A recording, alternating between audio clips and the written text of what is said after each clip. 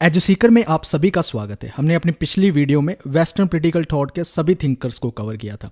अब आज की इस क्विक रिवीजन में हम इंडियन पॉलिटिकल थॉट के जो सभी थिंकर्स हैं उनको कवर करने की कोशिश करेंगे। क्विक रिवीजन की जो नेक्स्ट वीडियो होगी उसमें हम कंपैरेटिव पॉलिटिक्स के सभी अप्रोचेस को कवर करेंगे। अगर आप वो वीडियो चाहते हो और नोट्स भी चाहते हो तो आपको इस वीडियो को 2000 लाइक्स देने पड़ेंगे। सॉरी बट मैंने आपको लाइक्स के लिए कभी ज्यादा पुश नहीं किया, लेकिन यूट्यूब के एल्गोरिदम ही कुछ इस तरह से काम करते हैं कि चाहे हम कितना भी क्वालिटी कंटेंट दे दे, कितनी भी मेहनत कर ले, वो वीडियोस दूसरे स्टूडेंट तक तब तक नहीं पहुंचेगी जब तक आप उसे लाइक नहीं करेंगे। अगर आप चाहते हो कि पॉलिटिकल साइंस एग्जाम से रिलेटेड एजुसीकर चैनल पर आपको वीडियोस मिलती रहे तो लाइक करके इस वीडियो को जरूर सपोर्ट कीजिए, इससे हमें बहुत ही एनकरेजमेंट मिलेगी। इससे पहले कि मैं वीडियो शुरू करूं, प्लीज आप इस दो बातों को ध्यान से सुनना है। पहली चीज ये है कि नेट पॉलिटिकल साइंस एग्जाम के जो भी क्वेश्चन पिछले 5 क्वेश्चन पेपर में आ रखे हैं उन सभी का एनालिसिस करके वो मैंने वीडियो में ही आपको बता दिया है। तो जैसे कि आप जब ये लाइन कुछ इस तरह से पढ़ेंगे जो रेड कलर की होगी और अंडरलाइन होगी, उसमें ब्रैकेट में मैंने बता रखा होगा कि इस फैक्ट को लेकर कब क्वेश्चन पूछा गया था। इसलिए आपको अपने लास्ट 5 एग्जाम को भी देखने की जरूरत नहीं है, उसके सारे क्वेश्चन इंडियन पॉलिटिकल थॉट के इसी वीडियो में मिल जाएंगे। दूसरी बात आपने इसमें यह ध्यान रखनी है कि इस वीडियो में हमने मोस्ट इंपॉर्टेंट फैक्ट्स कवर करने की कोशिश की है। इंडियन पॉलिटिकल थॉट के बहुत सारे फैक्ट्स हैं जो कवर एक वीडियो में कभी नहीं हो सकते। उसके लिए हमारा full crash course freely available है चैनल पर, आप वो जाकर दे सकते हैं। हमेशा की तरह इस वीडियो में भी मैंने कुछ क्वेश्चन आपसे पूछ रखे हैं और उन क्वेश्चन को आपने ढूंढकर आंसर करना है। जो सबसे पहले कमेंट करेगा, सभी क्वेश्चन के आंसर देगा, उसको हमारे जो इंडियन पॉलिटिकल थॉट की 2 बुक्स है, एक जो टेक्स्ट बुक है और दूसरा क्वेश्चन बैंक है, वो दोनों फ्री प्रोवाइड कराए जाएंगे।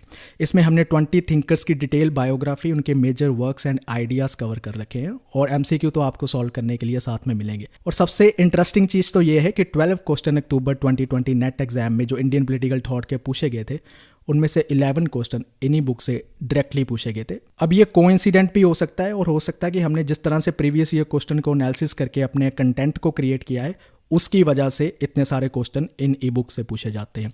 इन ई बुक्स को परचेज करने का लिंक भी आपको डिस्क्रिप्शन में मिल जाएगा। तो चलिए शुरुआत करते हैं आज की वीडियो की। सबसे पहले बात करते हैं धर्मशास्त्र की। धर्मशास्त्र में जो धर्म शब्द है वो संस्कृत के धर शब्द से आ रखा है, जिसका मतलब होता है टू होल्ड या किसी चीज़ की पकड़ होना।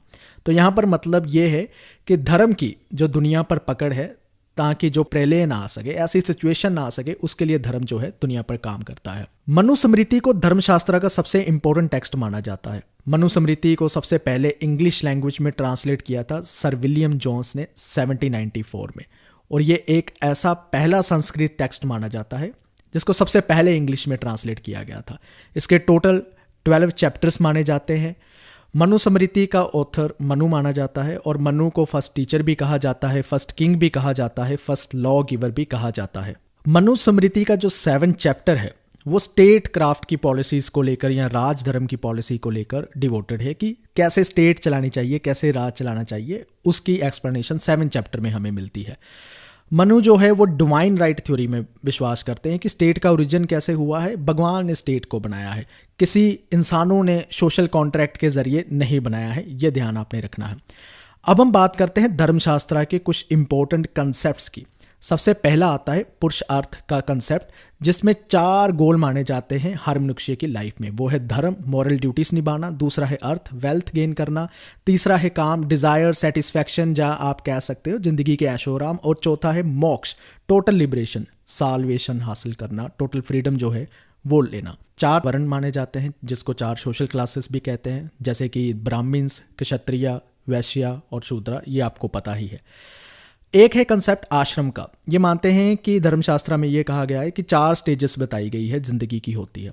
हर स्टेज के अपने गोल होते हैं, जैसे ब्रह्मचार्य जो बर्थ से लेकर 25 एज तक चलता है, फिर गृहस्थ जो 25 से लेकर 50 एज तक चलता है, फिर वानप्रस्थ जो 50 से लेकर 75 तक चलती है, और 4th है संन्यास जो 75 से लेकर 100 ईयर की एज तक चलता है। धर्मशास्त्र में धर्म के 5 सोर्सेस बताए गए हैं। वो 5 सोर्सेस कौन से हैं? पहला है वेद, दूसरा है स्मृति, तीसरा है सज्जनों का आचरण, चौथा है अंतकरण, और 5th है राजज्ञा, ऑर्डर ऑफ द किंग। अब आपके लिए ये क्वेश्चन है कि धर्मशास्त्र में एक हिंदू की लाइफ में टोटल कितने संस्कार बताए गए हैं जो बर्थ से लेकर डेथ तक कंप्लीट करने होते हैं। वो टोटल संस्कार कितने हैं वो आपने कमेंट करके बताना है। अब हम जानते हैं कौटिल्य के बारे में। कौटिल्य जो है उसे चाणक्य या विष्णुगुप्त भी कहा जाता है। अर्थशास्त्र की जो बुक है उसके लिए ये फेमस है। इसको इंडियन मैकियावेली भी कहा जाता है। इवन मैक्स वेबर ने तो यहाँ तक भी कहा है कि कौटिल्य का जो अर्थशास्त्र है वो मैकियावेली से भी ज़्यादा रेडिकल है। यहाँ पर मैक्स वेबर कहते हैं कि मैकियावेली की लिखी हुई किताब जो प्रिंस है वो कम हार्मलेस लगती है कंपेयर टू कौटिल्य की लिखी हुई अर्थशास्त्र से। तो अर्थशास्त्र जो है मैकियावेली की प्रिंस से भी एक कदम आगे है। ये क्वेश्चन भी पूछ रखा है नवंबर 2017 में कि ये किसका कोट है। अर्थशास्त्र को नीति शास्त्र टेक्स्ट भी कहा जाता है। ये भी दिसंबर 2019 में क्वेश्चन पूछ रखा है। श्यामा शास्त्री एक ऐसे व्यक्ति थे जिन्होंने 1905 में इस टेक्स्ट को डिस्कवर किया, फिर इंग्लिश में ट्रांसलेट किया और इसे पब्लिश किया फाइनली 1915 में। अर्थशास्त्र की 15 बुक्स होती है, 150 चैप्टर्स होते हैं और 180 टॉपिक्स होते हैं। इसमें अर्थशास्त्र में 120 ऑक्यूपेशन की बात की गई है और 34 डिफरेंट गवर्नमेंट डिपार्टमेंट की बात की गई है। ऐसे क्वेश्चन पूछे जाते होते हैं कि अर्थशास्त्र में कितने ऑक्यूपेशन की बात की गई है, कितने गवर्नमेंट के डिपार्टमेंट की बात की गई है। इसलिए ये फैक्ट्स जो है याद रखना बहुत ज़रूरी है। अब हम बात करते हैं कौटिल्य के इंपॉर्टेंट कॉन्सेप्ट की। कौटिल्य मानते थे कि अराजकता की सिचुएशन कभी भी आ सकती है, अनार्की कभी भी आ सकती है। इसलिए वो रिकमेंड करते हैं कि एक स्ट्रॉन्ग स्टेट होनी चाहिए जिसको एक स्ट्रॉन्ग रूलर जो है वो चलाएगा, वर्चुअस मोनार्क जो है उस स्टेट को चलाएगा। ये क्वेश्चन भी पूछ रखा है। सप्तांग की थ्योरी कौटिल्य की फेमस है कि स्टेट के 7 एलिमेंट्स होते हैं। कौन कौन से? स्वामी, अमात्य, जनपद, दुर्ग, कोष, दंड और मित्र। ये 7 एलिमेंट स्टेट के माने जाते हैं। मंडल थ्योरी की अगर बात करें तो कौटिल्य इसमें बताते हैं कि 12 तरह के किंग्स होते हैं और 72 इसके एलिमेंट्स होते हैं, यानी टोटल एलिमेंट्स 72 प्रकृति होती है।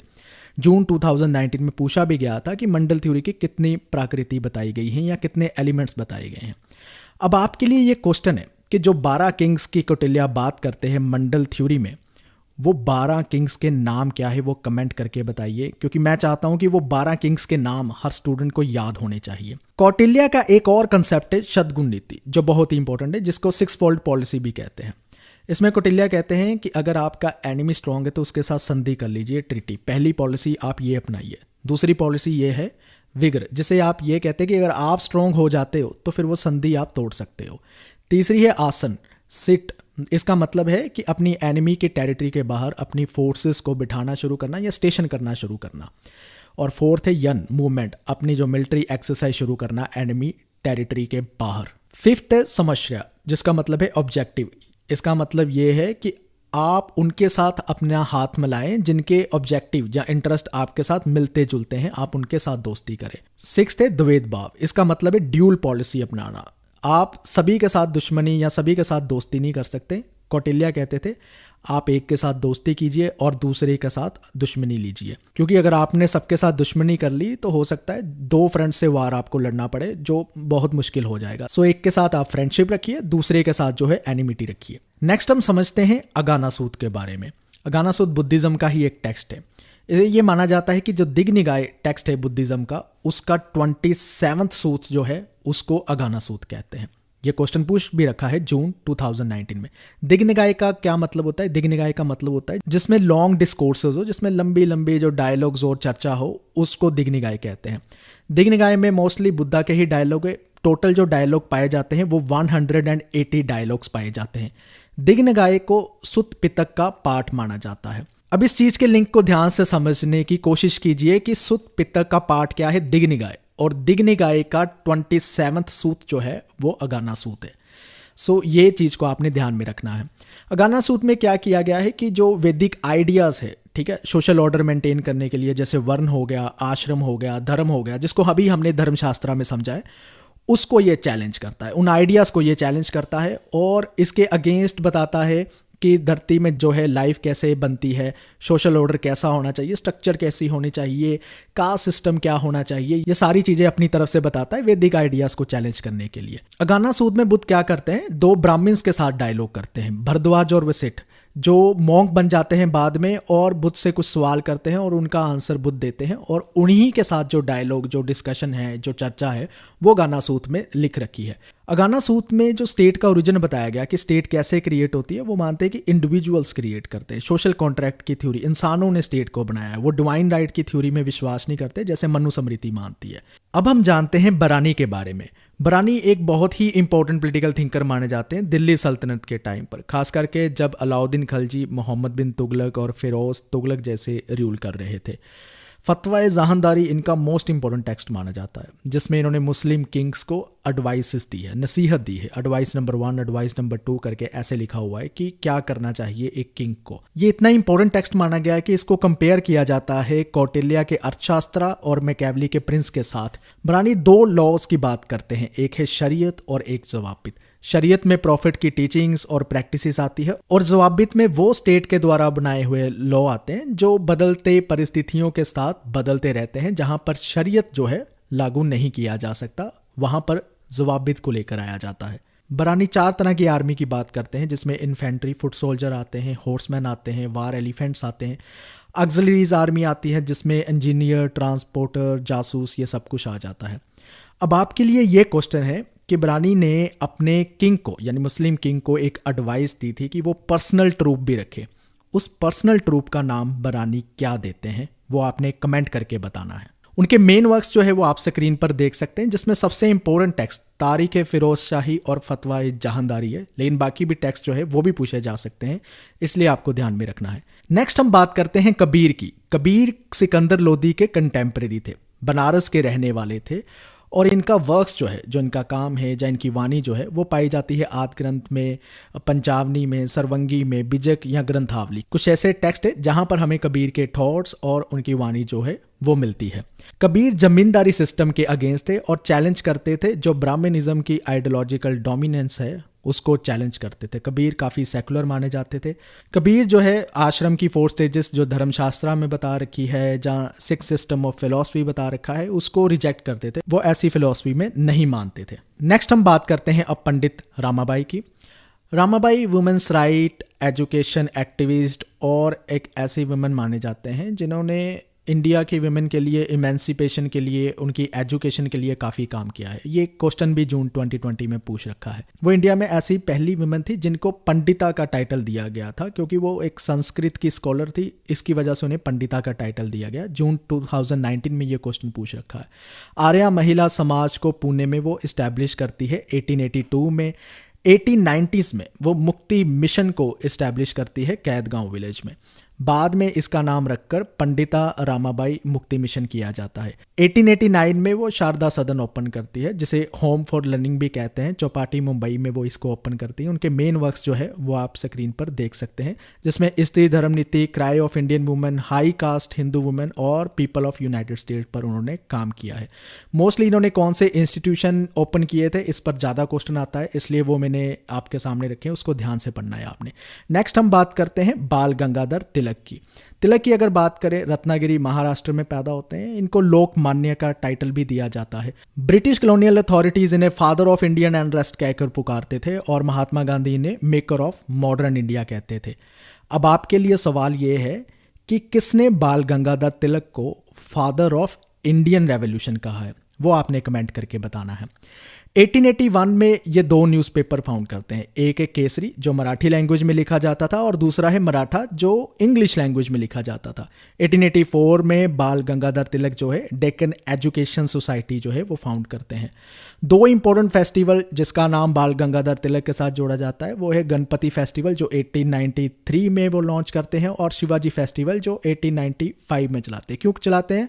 इसलिए ताकि जो लोग हैं वो इकट्ठा हो सके, मोबिलाइज कर सके, तो नेशनलिस्ट मूवमेंट जो है उसको और भी ज़्यादा तेज किया जा सकते। 1914 में ये Indian home rule league found भी करते हैं और उसके प्रेसिडेंट भी रहते हैं। 1916 में ये मोहम्मद अली जिन्ना के साथ लखनऊ पैक्ट साइन करते हैं, जिसमें हिंदू और मुस्लिम यूनिटी की बात की जाती है नेशनलिस्ट स्ट्रगल में। अगर हम बात करें कि तिलक किस तरह की स्ट्रगल में विश्वास करते थे, तो तिलक स्वदेशी, बायकॉट या नेशनल एजुकेशन या पैसिव रेजिस्टेंस की बात करते थे कि ये प्रोटेस्ट के मीन्स है, प्रोटेस्ट इस तरह से किया जाना चाहिए। तो जून 2020 में इसका क्वेश्चन भी आ रखा है। तिलक एक पहले ऐसे व्यक्ति माने जाते हैं जिन्होंने स्वराज को लेकर काफ़ी स्ट्रांगली एडवोकेट किया है, और इनका ये जो कोट है, Swaraj is my birth right and I shall have it, वो काफ़ी फेमस हो जाता है नेशनलिस्ट स्ट्रगल में। आज इनको इस कोट से भी जाना जाता है। इनके जो मेन वर्क्स है वो है Orion the Arctic home in Vedas, Gita Rahasya, Vedic chronology and Vedanga Jyotish and Hindu philosophy of life, ethics and religion.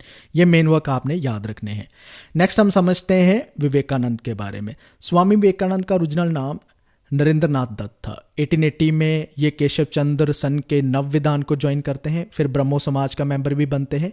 इनकी जो नियो वेदांत की फिलॉसफी है वो फेमस है, और नियो वेदांत फिलॉसफी के जो 3 प्रिंसिपल है वो मैं आपको बताने जा रहा हूँ। सबसे पहला प्रिंसिपल है कि गॉड और मैन यानी भगवान और इंसान में एक वननेस का रिश्ता होता है, ठीक है, और उसकी वजह से उसका जो पूरी कायनात है, जो यूनिवर्स है, उसकी सॉलिडेरिटी उसके साथ जुड़ी होती है। जो नियो वेदांत फिलॉसफी में विश्वास रखता है वो ह्यूमैनिटी के लिए सेल्फलेस एक्शन लेता है, यानी बिना किसी फल की उम्मीद किए बिना ह्यूमैनिटी की सर्विस में वो लगता है। नियो वेदांत फिलॉसफी का जो तीसरा प्रिंसिपल है वो यूनिवर्सल टॉलरेंस में विश्वास रखता है, और ये विश्वास रखता है कि चाहे धर्म अलग अलग हो लेकिन सबका जो गोल है मोक्ष तक लेकर जाना, लिबरेशन तक लेकर जाना, ठीक है, वो एक ही है। लिबरेशन एक गोल है, लेकिन उसके रास्ते जो हैं हर धर्म ने चाहे अलग अलग बता रखे हैं। तो ये फिलॉसफी जो है यूनिवर्सल टॉलरेंस की बात करती है, हर धर्म को रिस्पेक्ट देने की बात करती है। 1893 में शिकागो में विवेकानंद ने एक स्पीच दी थी।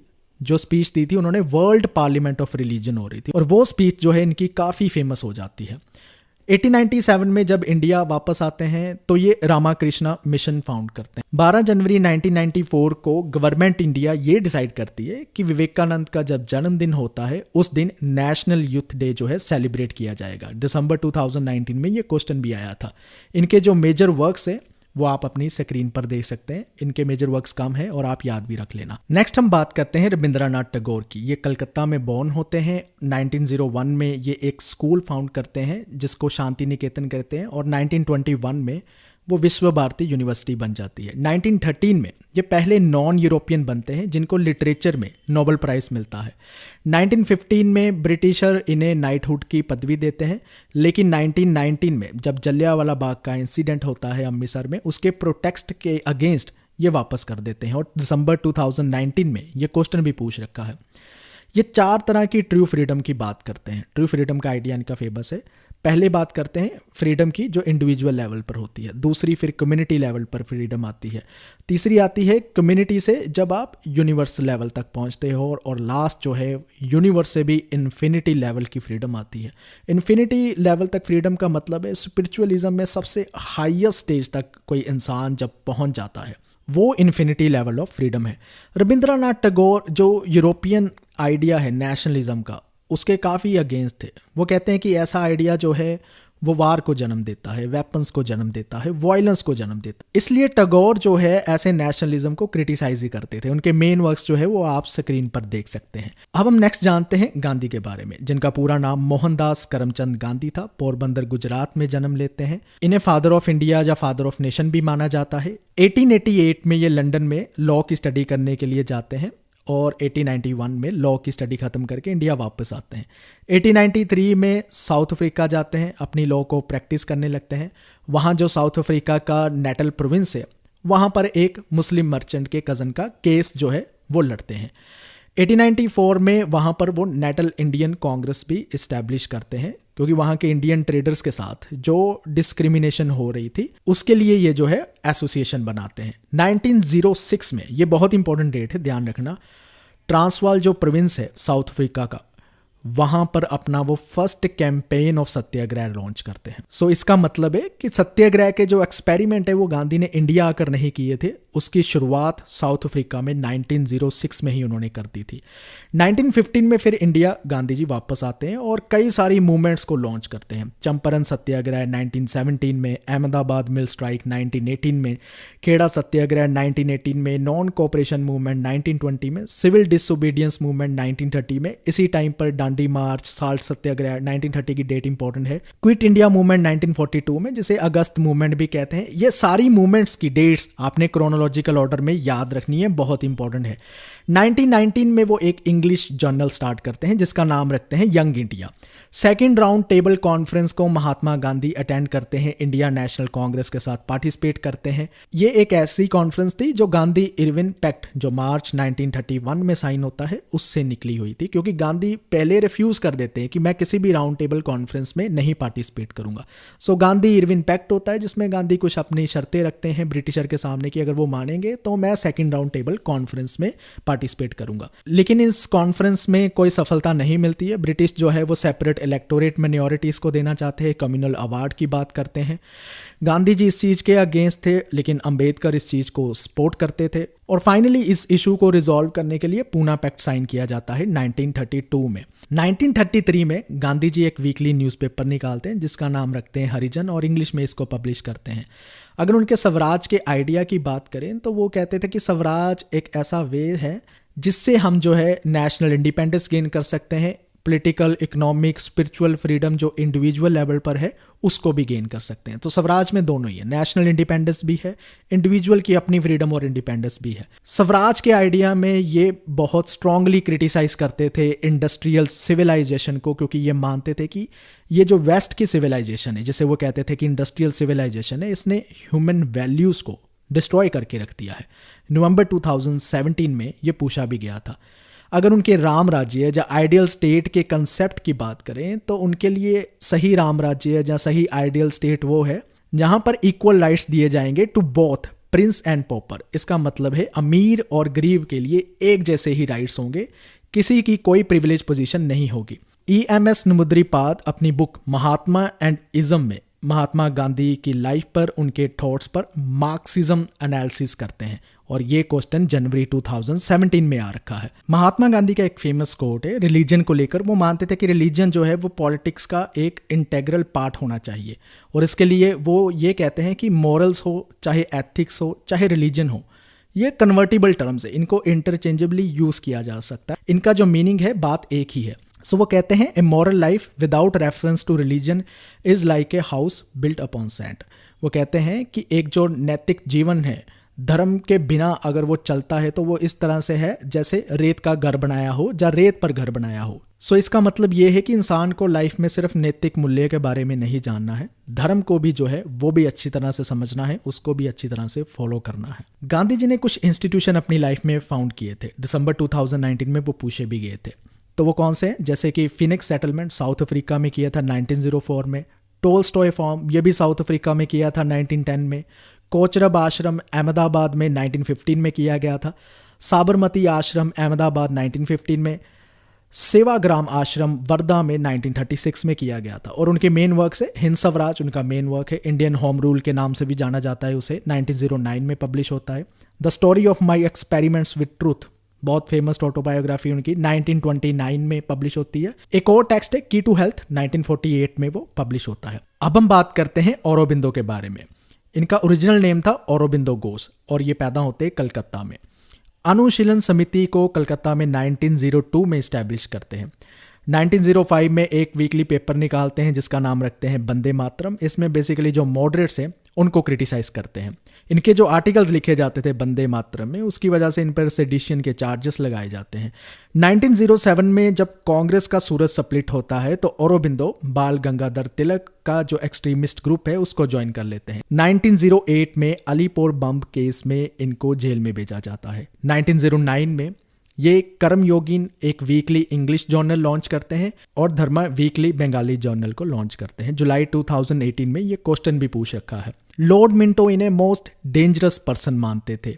1914 में ये एक और मैगजीन पब्लिश करते हैं आर्या नाम की, और 1926 में ये श्री औरोबिंदो आश्रम को फाउंड करते हैं पौंडीचेरी में। अगर इनके पैसिव रेजिस्टेंस के आइडिया की बात करें तो तिलक के साथ मिलता जुलता आइडिया है। ये कहते हैं सोशल बाइकआउट करने के लिए इकोनॉमिक बाइकआउट की बात करते हैं, educational boycott, administration boycott, judicial boycott of britisher की बात करते हैं, स्वदेशी गुड्स या स्वदेशी प्रोडक्ट्स को यूज़ करने की बात करते हैं। कल्चरल नेशनलिज्म का आइडिया इनका बहुत इंपॉर्टेंट है क्योंकि ये कहते हैं कि नेशनलिज्म कोई पॉलिटिकल मूवमेंट नहीं है, हम किसी पॉलिटिकल एंड को अचीव करने के लिए नेशनलिज्म की मूवमेंट में इन्वॉल्व नहीं होते हैं। रैदर नेशनलिज्म एक रिलीजियस एक्ट है। नेशनलिज्म को धर्म के साथ जोड़कर ये कल्चरल नेशनलिज्म का आइडिया देते हैं और ये कहते हैं कि हम नेशनलिज्म में जो भी काम करते हैं वो विल ऑफ गॉड को ध्यान में रखते हुए कि भगवान की इच्छा इसमें क्या हो सकती है उसको ध्यान में रखते हुए करते हैं। सो नेशनलिज्म अपने आप में एक रिलीजियस एक्ट है। सो कल्चरल नेशनलिज्म का आइडिया ये रहा। मेन वर्क्स जो है इनके वो आप स्क्रीन पर देख सकते हैं। इनके मेन वर्क्स को लेकर जनवरी 2017 में इनकी बुक्स को क्रोनोलॉजिकल ऑर्डर में लेकर क्वेश्चन भी आया था। जो रेड कलर की बुक मैंने कर रखी है वो सारी बुक्स के बारे में आया था और भी जो इनके मेजर वर्क्स है वो भी आप ध्यान से याद कर लेना। नेक्स्ट हम बात करते हैं ईवी रामासामी की, जिन्हें परियार भी कहा जाता है। तमिलनाडु के इरोड टाउन में ये पैदा होते हैं। 1904 में इनके साथ एक घटना होती है। ये वैसे तो पहले धार्मिक व्यक्ति थे। काशी में ये पिलग्रिमेज की यात्रा के लिए निकलते हैं, लेकिन वहाँ ब्राह्मण्स का व्यवहार इनके साथ ठीक नहीं रहता, जिसको ये ब्राह्मणिक एक्सप्लॉयटेशन कहते हैं। और वहाँ पर जो घटना इनके साथ ऐसी घटती है वो इंसिडेंट ही ऐसा था, ये जो है नास्तिक बन जाते हैं। और दिसंबर 2019 में ये क्वेश्चन भी पूछ रखा है। 1919 में ये कांग्रेस को ज्वाइन करते हैं। जून 2020 में भी ये क्वेश्चन आया था। 1924 में वैक्कम सत्याग्रह चलाते हैं, जिसमें दलित को मंदिर में एंट्री मिले, टेंपल में, केरल के टेंपल में एंट्री मिले, उसको लेकर सत्याग्रह चलाते हैं। फर्स्ट सेल्फ रिस्पेक्ट कॉन्फ्रेंस जो ये लीड करते हैं वो चेंगलपट्टू फेब 1929 में होती है। 1938 में ये जस्टिस पार्टी को हेड करते हैं और 1944 में उसी पार्टी को नॉन पॉलिटिकल सोशल पार्टी बना देते हैं। मतलब ये सोशल पार्टी रह जाती है, पॉलिटिकल पार्टी नहीं रह जाती, और उसका नाम रखते हैं द्रविडन कज़गम। ठीक है। 1949 में इनके जो क्लोज एसोसिएट थे CN अनुदा राय, वो इनसे दूरी बना लेते हैं और अपनी एक अलग party DMK Dravidian Munnetra Kazhagam को इस्टेब्लिश करते हैं। उनके मेन वर्क्स है, मोस्टली उनके वीकली ही मेन वर्क्स है। कुड़ी अरसू जो तमिल वीकली थी 1925 में लॉन्च करते हैं, और रिवोल्ट जो एक इंग्लिश जर्नल था वो 1928 में लॉन्च करते हैं। नेक्स्ट हम जानते हैं मोहम्मद इकबाल के बारे में। इनको आलमा इकबाल भी कहा जाता है। आलमा एक टाइटल दिया जाता है किसी बड़े इंटेलेक्चुअल को। तो ये फिलोसफर है, पोइट है, पॉलिटिशियन है। 20वीं सेंचुरी के सियालकोट में पैदा होते हैं जो आज पाकिस्तान में है। इकबाल का जो PhD थीसिस था उसका टाइटल था the development of metaphysics in Persia. ये बहुत ही इंपॉर्टेंट इनका वर्क है। इंडिया जब वापस आते हैं पढ़ाई करके बाहर से 1908 में, तो ये ऑल इंडिया मुस्लिम लीग को ज्वाइन कर लेते हैं। ये इंडियन नेशनल कांग्रेस को काफ़ी क्रिटिसाइज़ करते हैं और कहते हैं कि ये जो पार्टी है इंडियन नेशनल कांग्रेस की, इसको हिंदूस ज़्यादा डोमिनेट कर रहे हैं। ब्रिटिश इन्हें 1923 में नाइटहुड की पदवी देते हैं और इनका खुदी का आइडिया काफ़ी इंपॉर्टेंट है। खुदी का आइडिया, सेल्फ का आइडिया जो है वो इंडिविजुअल के आइडिया से अलग है, क्योंकि जो लिबरलिज्म की विचारधारा है वो इंडिविजुअल को ऑटोनॉमी देने की, इंडिविजुअल को फ्रीडम देने की बात करते हैं। इकबाल इसी चीज़ को क्रिटिसाइज़ करते हैं कि अगर इंडिविजुअल को इतनी ज़्यादा ऑटोनॉमी, इतनी ज़्यादा फ्रीडम की बात की जाएगी तो इंडिविजुअल का आइडिया जो है वो पॉजेसिव इंडिविजुअल बन जाएगा, पॉजेसिव इंडिविजुअलिज्म का आइडिया बन जाएगा। तो इसलिए कहते हैं कि इंडिविजुअल को ही फ्रीडम की बात मत कीजिए, इंडिविजुअल को ऑटोनॉमी दीजिए, बिल्कुल दीजिए, लेकिन इंडिविजुअल की कम्युनिटी को लेकर जो कमिटमेंट है, जो समाज के प्रति उसके फ़र्ज़ हैं, वो कमिटमेंट जो है, वो फ़र्ज़ जो है, उसको वो भी याद होने चाहिए। तो एक बैलेंस होना चाहिए इंडिविजुअल की ऑटोनॉमी में और इंडिविजुअल की कमिटमेंट को लेकर। वही इनका खुद ही का आइडिया है। जो निश्चय का सुपरमैन का आइडिया है, कुछ वैसा ही मेटाफोर इकबाल भी यूज़ करते हैं, लेकिन वो यूज़ करते हैं इंसान कालिम। इंसान कालिम और सुपरमैन एक ही चीज़ नहीं है, दोनों अलग अलग आइडिया है।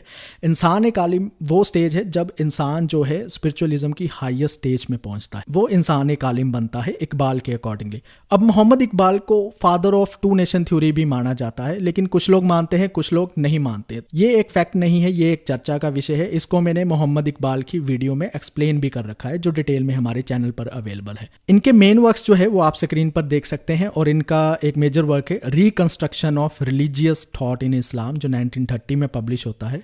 इसके बारे में पूछा भी गया था दिसंबर 2019 के नेट एग्जाम में। नेक्स्ट हम बात करते हैं MN रॉय के बारे में। नरेंद्रनाथ भट्टाचार्य इनका ओरिजिनल नेम था। अरबेलिया वेस्ट बंगाल में ये जन्म लेते हैं और इंडिया की कम्युनिस्ट मूवमेंट को लीड करते हैं। 1916 में सैन फ्रांसिस्को जाते हैं और अपना नाम बदलकर मनबिंदरनाथ रॉय रख लेते हैं, MN रॉय रख लेते हैं। क्यों रख लेते हैं? क्योंकि ब्रिटिशर एजेंट्स इनके पीछे थे, ब्रिटिश जासूस इनके पीछे थे, तो अपनी आइडेंटिटी को हाइड करने के लिए इन्होंने अपना नाम बदल दिया। आज नरेंद्रनाथ भट्टाचार्य को कोई भी नहीं जानता, सभी लोग जानते हैं MN रॉय के बारे में। 1919 में रॉय जो है मैक्सिकन कम्युनिस्ट पार्टी इस्टेब्लिश करते हैं। 1926 में जो लेनिन की कम्युनिस्ट इंटरनेशनल है की कमेटी थी उसको ज्वाइन करते हैं। सितंबर 1929 में कम्युनिस्ट इंटरनेशनल से इन्हें निकाल भी दिया जाता है क्योंकि उस टाइम की जो परिस्थितियां थी वो एम.एन. रॉय के फेवर में नहीं थी। 1936 में ये इंडियन नेशनल कांग्रेस को ज्वाइन करते हैं, फिर कांग्रेस के साथ मतभेद होते हैं और दिसंबर 1940 में कांग्रेस को छोड़ देते हैं। 1939 में अपनी पार्टी इस्टेब्लिश करते हैं, रेडिकल डेमोक्रेटिक पार्टी, और M.N.. Roy constitution of free India एक ड्राफ्ट लिखते हैं जिसमें कैसा इंडिया का कॉन्स्टिट्यूशन होना चाहिए, उसका नाम देते हैं कॉन्स्टिट्यूशन ऑफ फ्री इंडिया। 1944 में वो पब्लिश होता है, ठीक है। और इसको जो रेडिकल डेमोक्रेटिक पार्टी के उनके जो मेंबर थे वो इस पे चर्चा करते हैं और ऐसे ड्राफ्ट को एंडोर्स भी करते हैं। 1947 में रॉय न्यू ह्यूमनिज्म ए मैनिफेस्टो अपनी एक बुक लॉन्च करते हैं। जैसे मार्क्स का कम्युनिस्ट मैनिफेस्टो था वैसे ही उन्होंने अपनी भी एक निकाला वर्क जिसे नाम दिया उन्होंने न्यू ह्यूमनिज्म। न्यू ह्यूमनिज्म का उसको नाम क्यों दिया वो भी समझ लेते हैं। ये हिस्ट्री की इसमें ह्यूमनिस्ट इंटरप्रिटेशन की बात करते हैं। कार्ल मार्क्स बात करते थे मटीरियलिस्टिक इंटरप्रिटेशन ऑफ हिस्ट्री, लेकिन रॉय कहते हैं कि मटीरियल नहीं हिस्ट्री में चेंज लेकर आ रहा, आप इंसानों को क्यों बोल रहे हो। ह्यूमन जो है वो इतिहास सिरजता है, इतिहास बदलता है। सो ह्यूमन जो है वो भी डिटर्मिंग फैक्टर है हिस्ट्री में, इसलिए वो ह्यूमन को भी वैल्यू देते हैं और आइडियाज़ को भी वैल्यू देते हैं। सिर्फ मटेरियल को वैल्यू नहीं देते, वो आइडियाज़ को भी वैल्यू देते हैं कि आइडिया के रोल को भी हमें समझने की ज़रूरत है, वो भी सोशल एवोल्यूशन में समाज को बनाने में मदद करते हैं। इसलिए रॉय क्या करते हैं, मार्क्स को क्रिटिसाइज़ करते हैं कि जो मार्क्सिज्म है वो काफ़ी डॉगमेटिक है, अनसाइंटिफिक है, उसमें जो ह्यूमन का क्रिएटिव रोल है उसको पूरी तरह से मार्क्स ने रिजेक्ट ही कर दिया है। तो ये कोट भी पूछा जाता है, जुलाई 2018 में क्वेश्चन भी आ रखा है। रेडिकल डेमोक्रेसी का आइडिया देते हैं। रेडिकल डेमोक्रेसी के आइडिया में बेसिकली ये कहते हैं कि कुछ ऐसे लोग होंगे जो मेंटली फ्री होंगे, वो यूनाइट होंगे और उनके कलेक्टिव एफर्ट से एक ऐसा समाज बनेगा जिसमें फ्रीडम होगी। ये सभी आइडियाज़ को मैंने एम.एन. रॉय की वीडियो में डिटेल में समझा रखा है। नेक्स्ट बात करते हैं, एम.एन. रॉय जो है वो इंडिया में 4 क्लासेस बताते हैं एग्जिस्ट करती है, 2 नहीं एग्जिस्ट करती, 4 करती है। कार्ल मार्क्स 2 क्लासेस की बात करते हैं ना, बुर्जुआज क्लास होगी और प्रोलेटेरिएट क्लास होगी, लेकिन एम.एन. रॉय बात करते हैं 4 क्लासेस इंडिया में एग्जिस्ट करती है। एक है बुर्जुआज, दूसरी है पैटी बुर्जुआज, तीसरी है पिजेंट्री और चौथी है प्रोलेटेरिएट। 4 क्लासेस इंडिया में एग्जिस्ट करती है और उसका एनालिसिस एम.एन. रॉय करके बताते हैं। इनके जो मेजर वर्क्स हैं वो आप स्क्रीन पर देख सकते हैं, इंपॉर्टेंट है, इनको याद रखना है। नेक्स्ट हम बात करते हैं वी.डी. सावरकर की। विनायक दामोदर सावरकर महाराष्ट्र में बोर्न होते हैं और ये हिंदू राष्ट्र का आइडिया इंडिया के लिए एंडोर्स करते हैं। जून 2020 में ये पूछ भी रखा है। 1857 का जो रिवोल्ट हुआ था, सावरकर एक ऐसे पहले व्यक्ति थे जो कहते हैं कि ये रिवोल्ट नहीं था, ये फर्स्ट वार ऑफ इंडिपेंडेंस था। सो 1857 के रिवोल्ट को सावरकर ने फर्स्ट वार ऑफ इंडिपेंडेंस कह के इंटरप्रिटेट किया, जो तब के रेवोल्यूशनरी थे उनमें एक नई चेतना बनने का काम करता है। और ये क्वेश्चन जून 2020 में पूछ रखा है। 1900 में वो मित्र मेला एक सीक्रेट रेवोल्यूशनरी सोसाइटी जो है इस्टेब्लिश करते हैं अपने दोस्तों के साथ मिलकर, और 1904 में उसका नाम बदलकर अभिनव भारत रखते हैं। सावरकर मैज़नी की लाइफ से काफ़ी इंस्पायर थे, तो मैज़नी की जो यंग इटली है उसी से वो अभिनव भारत का नाम रखते हैं। इनफैक्ट वो मैज़नी की बायोग्राफी को मराठी में ट्रांसलेट भी करते हैं। नासी कॉन्स्पिरेसी केस में सावरकर गिल्टी पाए जाते हैं और इन्हें डबल लाइफ इम्प्रिजनमेंट दी जाती है अंडमान की, मतलब काला पानी की डबल लाइफ इम्प्रिजनमेंट, 50 साल की सजा। और सावरकर इंडिया के नेशनल स्ट्रगल में ऐसे पहले व्यक्ति बनते हैं जिन्हें डबल लाइफ इम्प्रिजनमेंट दी जाती है। सावरकर महात्मा गांधी को क्रिटिसाइज करते हैं कि वो खिलाफत मूवमेंट को क्यों सपोर्ट कर रहे हैं 1920 में। सावरकर 1937 में प्रेसिडेंट ऑफ हिंदू महासभा बनते हैं और ये पोजीशन जो है वो अगले 7 साल तक होल्ड करते हैं। 2 नेशन थ्योरी का भी वो आइडिया देते हैं, जो हिंदू महासभा का 19 सेशन था उसमें वो स्पीच देते हैं, और वो कहते हैं कि इंडिया में 2 एंटागोनिस्टिक नेशन एग्जिस्ट करते हैं, मतलब 2 ऐसे राष्ट्र एग्जिस्ट करते हैं जिनकी आपस में जो बन नहीं सकती, और वो 2 एंटागोनिस्टिक नेशन कौन से हैं, एक है हिंदूज और दूसरे हैं मुस्लिम्स। और ये जो 2 नेशन की थ्योरी है 1937 में वो अपने वर्क एसेंशियल ऑफ हिंदुत्व में भी प्रपोज करते हैं, और हिंदू महासभा एक रेजोल्यूशन पास करके इस थ्योरी को अडॉप्ट भी करती है।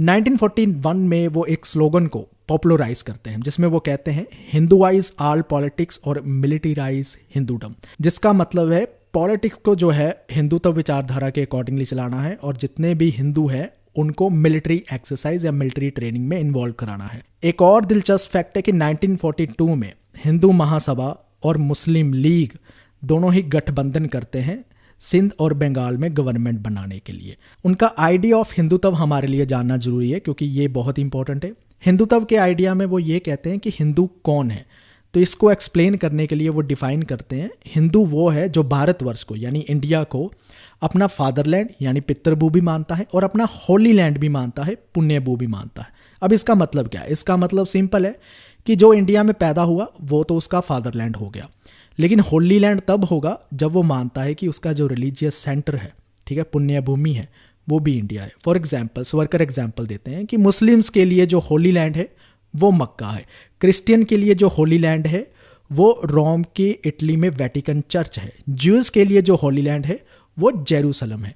तो इस अकॉर्डिंगली वो हिंदू की डेफिनेशन में नहीं आते, लेकिन जो सिख है, जैन है, बुद्ध है, वो हिंदू की डेफिनेशन में आते हैं क्योंकि वो इंडिया को ही अपना होली लैंड मानते हैं, क्योंकि उनके मेन रिलीजियन सेंटर जो है वो इंडिया में ही है और उनका रिलीजन भी जो है, जो धर्म जो है वो भी इंडिया में ही इवॉल्व हुआ है। सो बेसिकली जो रिलीजन फॉरेन लैंड में इवॉल्व हुआ है, वहां से जन्म लिया है, वो हिंदू की डेफिनेशन में नहीं आता। हिंदुत्व के सवरकर 3 एलिमेंट बताते हैं कि हिंदू एक वही हो सकता है जो इंडिया को टेरिटोरियली, रेशियली और कल्चरली अपना मानता है। ये 3 एलिमेंट आपने ध्यान में रखने हैं, ये पूछे जा सकते हैं। इनके मेजर वर्क्स जो है वो आप अपनी स्क्रीन पे देख सकते हैं। अब हम बात करते हैं BR अम्बेडकर की।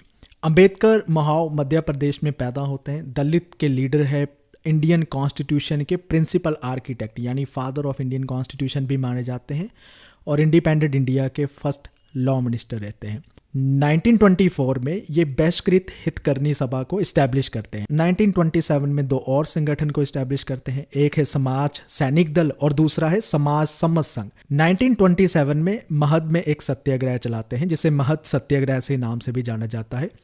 उस सत्याग्रह में जो चौधर टैंक था वहां पर दलित को पानी पीने की मनाही थी। कई सारे दलित के साथ मिलकर अंबेडकर उस सत्याग्रह को लीड करते हैं और वहां का पानी भी यूज करते हैं। 1930 में वो कालाराम टेम्पल जो नासिक में है उसमें दलित को एंट्री दिलाने के लिए एक डेमोन्स्ट्रेशन करते हैं।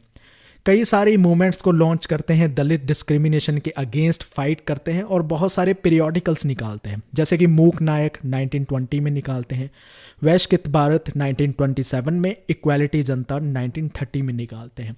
अब आपके लिए ये क्वेश्चन है कि अंबेडकर की ऑटोबायोग्राफी का क्या नाम था, वो कमेंट करके बताना।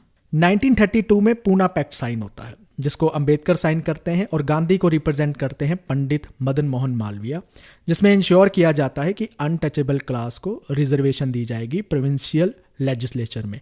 1936 में अंबेडकर अपनी एक पार्टी फाउंड करते हैं जिसका नाम रखते हैं इंडिपेंडेंट लेबर पार्टी। बाद में इसका नाम बदलकर all India scheduled caste federation रखते थे। 1942 में ये वाइसराय के एग्जीक्यूटिव काउंसिल के लेबर मेंबर बनते हैं और ये पंचायती राज सिस्टम के आइडिया के अगेंस्ट स्ट्रांगली अपोज करते थे। जून 2020 में ये क्वेश्चन भी आ रखा है। 1955 में भारतीय बुद्ध महासभा इस्टेब्लिश करते हैं और 1956 14 अक्टूबर को ये बुद्धिज्म में कन्वर्ट हो जाते हैं। नागपुर में जो दीक्षा भूमि है वहाँ पर ये कन्वर्ट होते हैं। इनके जो मेजर वर्क्स है, काफ़ी लंबी लिस्ट है, इनको ध्यान में रखना है, याद करना है। फॉर एग्जांपल गांधी एंड गांधीज्म जो 1970 में इनकी पब्लिश होती है इनकी डेथ के बाद। इस वर्क के बारे में भी जून 2019 में नेट के एग्जाम में पूछ लिया गया था। नेक्स्ट हम बात करते हैं जवाहरलाल नेहरू की, जो इलाहाबाद उत्तर प्रदेश में पैदा होते हैं। इंडिपेंडेंट इंडिया के फर्स्ट प्राइम मिनिस्टर और फॉरेन अफेयर्स में अपनी नॉन अलाइनमेंट की पॉलिसी के लिए जाने जाते हैं।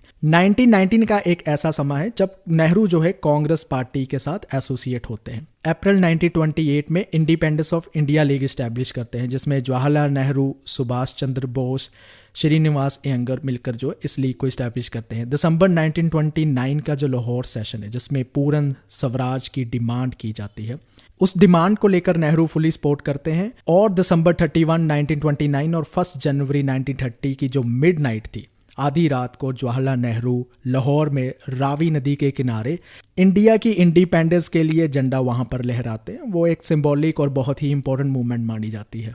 1955 में इन्हें भारत रत्न का अवार्ड मिलता है। अब आपके लिए ये क्वेश्चन है कि सेक्युलरिज्म की 2 टाइप्स की बात करते हैं नेहरू, वो 2 सेक्युलरिज्म की टाइप्स क्या है वो आपने कमेंट करके बताना है। नेक्स्ट हम बात करते हैं लोहिया की। राम मनोहर लोहिया अकबरपुर उत्तर प्रदेश में बॉर्न होते हैं। सोशलिस्ट पॉलिटिक्स की एक प्रोमिनेंट फिगर माने जाते हैं लोहिया। 1932 में ये बर्लिन यूनिवर्सिटी से अपनी पीएचडी की डिग्री करते हैं और उसका जो थीसिस है वो था साल्ट एंड टैक्सेशन पर काम करते हैं, क्योंकि ये जब पीएचडी कर रहे थे उस टाइम पर इंडिया में डांडी सत्याग्रह या साल्ट सत्याग्रह चल रहा था, तो उसी पर ये रिसर्च करते हैं साल्ट एंड टैक्सेशन, और इनका ये बहुत ही इंपॉर्टेंट वर्क है। दिसंबर 2019 में इसमें क्वेश्चन भी पूछा गया था। 1934 में लोहिया कांग्रेस सोशलिस्ट पार्टी को ज्वाइन कर लेते हैं और कांग्रेस सोशलिस्ट का जो वीकली पेपर था उसके एडिटर बन जाते हैं। 1936 में जवाहरलाल नेहरू इन्हें कांग्रेस के फॉरेन डिपार्टमेंट के फर्स्ट सेक्रेटरी भी बनाते हैं। 1946 में पोर्टुगीज के अगेंस्ट जो गोवा के लोगों के लिए ये मूवमेंट लीड करते हैं, वो काफ़ी रिमार्केबल स्ट्रगल मानी जाती है इनकी। लोहिया और कांग्रेस सोशलिस्ट पार्टी के जो मेंबर थे वो 1948 को कांग्रेस को छोड़ देते हैं और 1952 को लोहिया प्रजा सोशलिस्ट पार्टी को ज्वाइन कर लेते हैं। कुछ ही टाइम के लिए रहते हैं, लेकिन 1955 में बाद में रिजाइन भी कर देते हैं और 1956 में ये अपनी पार्टी सोशलिस्ट पार्टी ब्रैकेट में जिसे लोहिया कहते हैं उसको लॉन्च करते हैं और इसी पार्टी के वो चेयरमैन भी बनते हैं और इसका जो जर्नल है मैनकाइंड उसके एडिटर भी बनते हैं।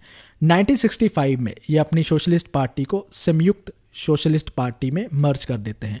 1965 में लोहिया एक बहुत ही अहम रोल प्ले करते हैं। उत्तर प्रदेश में सबसे पहले फर्स्ट नॉन कांग्रेस गवर्नमेंट को इस्टेब्लिश करते हैं। जो वो इस्टेब्लिश करते हैं लोहिया भारतीय जनसंघ के लीडर नानाजी देशमुख के साथ अलायंस करके। लोहिया कैपिटलिज्म को अपोज करते हैं, सोशलिज्म को अपोज करते हैं और कम्युनिज्म को भी बहुत अपोज करते हैं। दिसंबर 2019 में ये क्वेश्चन आ रखा है। अब आपके लिए ये क्वेश्चन है, अगर लोहिया कैपिटलिज्म के अगेंस्ट है, सोशलिज्म के अगेंस्ट है, कम्युनिज्म के अगेंस्ट है, तो वो कौन सी आइडियोलॉजी में विश्वास करते थे? ये आपके लिए क्वेश्चन है, आप इसको कमेंट कीजिए, वो किस आइडियोलॉजी में विश्वास करते थे। उनके जो मेजर वर्क्स है वो आपकी स्क्रीन में रहे और उनका एक मेजर वर्क है मार्क्स, गांधी एंड सोशलिज्म, जो 1963 में पब्लिश होता है। जून 2019 में उसका क्वेश्चन भी आ रखा है। अब हम बात करते हैं जयप्रकाश नारायण की, जिन्हें जेपी के नाम से या लोक नायक के नाम से जाना जाता है। 1929 को ये इंडियन नेशनल कांग्रेस को ज्वाइन करते हैं। 1934 को ये कांग्रेस सोशलिस्ट पार्टी को फॉर्म करते हैं, जो कांग्रेस के विद इन एक विंग थी। 1947 से लेकर 1953 में ये प्रेसिडेंट रहते हैं all India railway man federation के। 1948 में ये भी लोहिया की तरह कांग्रेस पार्टी को छोड़ देते हैं। 1958 में प्रजा सोशलिस्ट पार्टी क्रिएट करते हैं और 1954 में पॉलिटिक्स से कुछ समय के लिए संन्यास लेकर भूदान मूवमेंट को ज्वाइन कर लेते हैं, जो विनोबा भावे ने 1951 में शुरू की थी। फिर 1959 में ये इंडियन पॉलिटी की रिकंस्ट्रक्शन की बात करते हैं। रिकंस्ट्रक्शन ऑफ इंडियन पॉलिटी इनका एक फेमस वर्क है, जिसमें ये कहते हैं कि इंडिया में 4 लेवल पर हायरार्की होनी चाहिए, विलेज, फिर डिस्ट्रिक्ट, फिर स्टेट और फिर यूनियन काउंसिल आनी चाहिए। 1974 में नवनिर्माण आंदोलन जो गुजरात में चल रहा था उसको ये लीड भी करते हैं। 1974 में बिहार मूवमेंट में भी पार्टिसिपेट करते हैं और वहाँ पर टोटल रेवोल्यूशन का स्लोगन देते हैं और टोटल रेवोल्यूशन का इनका जो स्लोगन है, वो जो स्पीच है, वो काफ़ी फेमस बनती, मतलब इतनी इंपॉर्टेंट बन जाती है कि बिहार मूवमेंट को टोटल रेवोल्यूशन के नाम से भी जाना जाता है। 1975 में इंदिरा गांधी के ऑटोक्रेटिक रूल के अगेंस्ट ये प्रोटेस्ट करते हैं और वहाँ पर जो रामधारी सिंह दिनकर की पोइम है उसको फेमस करते हैं, जिसमें वो कहते हैं सिंहासन खाली करो कि जनता आती है, ये नारा फेमस करते हैं। जून 1975 में इंदिरा गांधी एमरजेंसी लगा देते हैं, उसमें जयप्रकाश नारायण और उनके साथियों को जो है जेल में भेज दिया जाता है। 1977 में जनता पार्टी ने जो कांग्रेस को डिफीट किया था जनरल इलेक्शन में, वो जेपी की गाइडेंस के अंदर ही चल रही थी। इनका सोशलिज्म का जो आइडिया है, जो 1946 में ये एक article my picture of socialism में ब्रीफली एक्सप्लेन करते हैं कि मेरा जो सोशलिज्म का आइडिया है उसमें मैं स्टेट का रोल लिमिटेड चाहता हूं और मैं चाहता हूं सोशलिज्म में जो सोसाइटी है वो डेमोक्रेटाइज्ड हो। इनके मेजर वर्क्स आप स्क्रीन पर देख सकते हैं और इनका जो वर्क है एक वाई सोशलिज्म 1963 में पब्लिश होता है, उसमें दिसंबर 2019 में क्वेश्चन भी पूछा गया था। अब हम बात करते हैं दीनदयाल उपाध्याय की, जो चंद्रबन विलेज मथुरा में जन्म लेते हैं और आरएसएस को 1937 में ज्वाइन कर लेते हैं।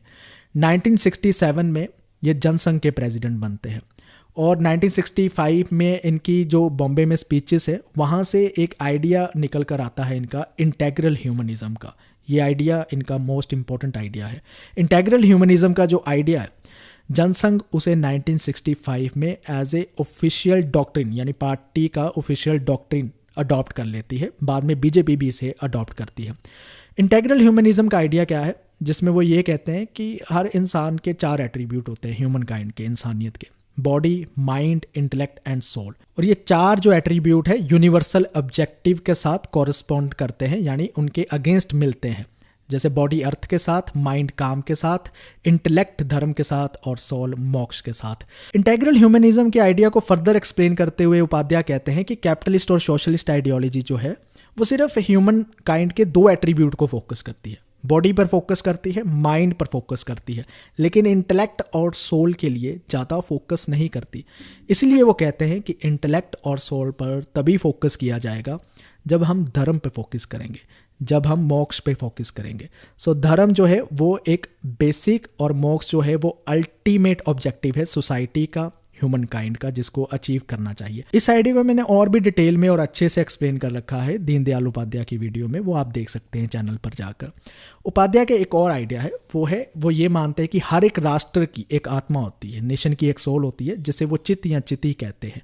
तो ये चिति का आइडिया जो है दीनदयाल उपाध्याय के साथ एसोसिएट है, ये आपने ध्यान रखना है। इनके जो मेजर वर्क्स है वो आपकी स्क्रीन के सामने है। उम्मीद करता हूँ आपको ये वीडियो पसंद आई होगी। जितने भी क्वेश्चन मैंने इस वीडियो में आपसे पूछे हैं उसका कमेंट करके आंसर जरूर दीजिए, और इसकी अगर फ्री PDF डाउनलोड करना चाहते हैं तो डिस्क्रिप्शन में मैंने उसका लिंक दिया है, वहाँ से जाकर डाउनलोड कर सकते हैं। इस वीडियो को देखने के लिए आपका बहुत बहुत धन्यवाद। Thank you.